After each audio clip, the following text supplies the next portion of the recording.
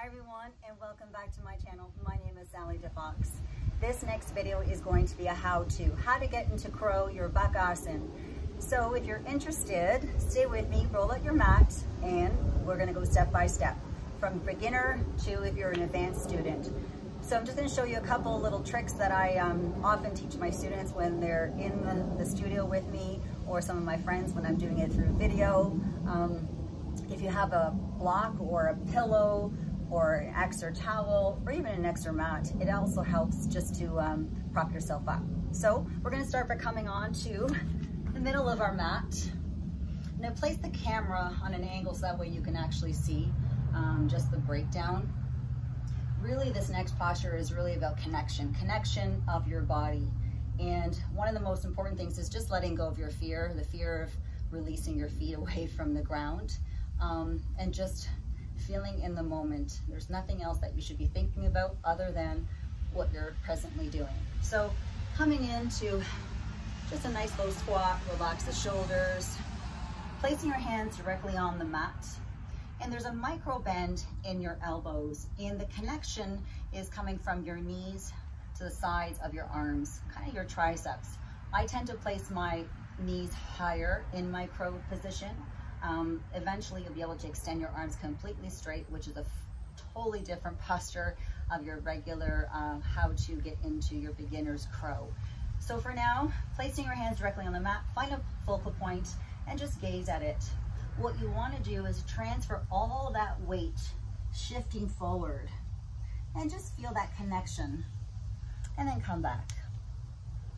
And then coming forward again, and then play with it. Just lift off the right foot and maybe the left and see what that feels like. The most important part is the connection of your knee and onto your arm, on the sides of your arm. You're squeezing it together, and it sounds kind of funny when I explain it this way, but envision yourself or trying in a pair of really tight pants. So when you hear pulling back your navel towards your spine, you're literally sucking it back and lifting.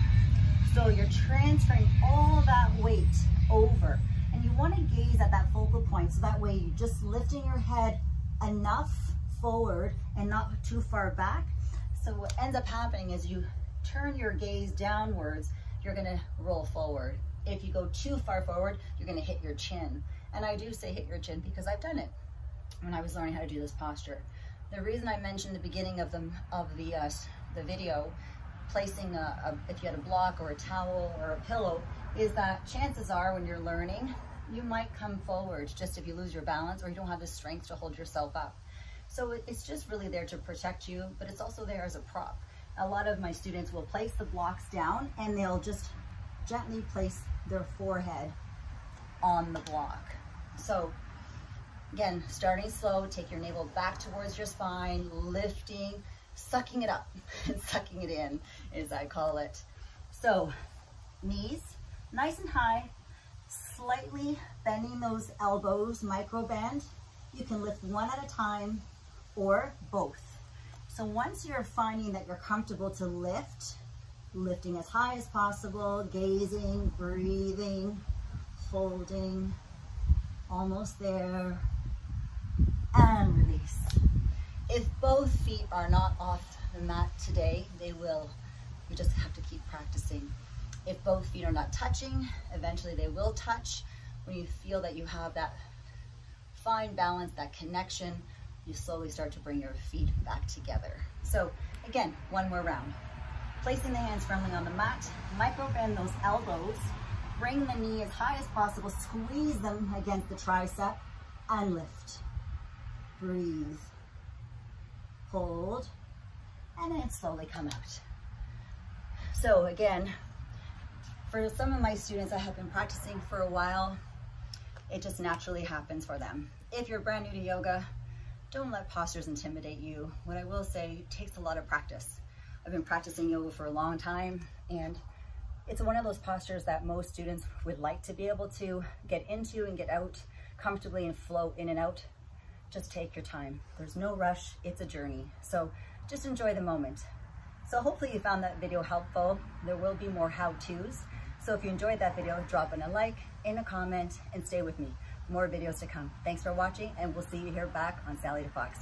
Take care, everyone. Bye for now. Hi everyone, and welcome back to my channel. My name is Sally the Fox.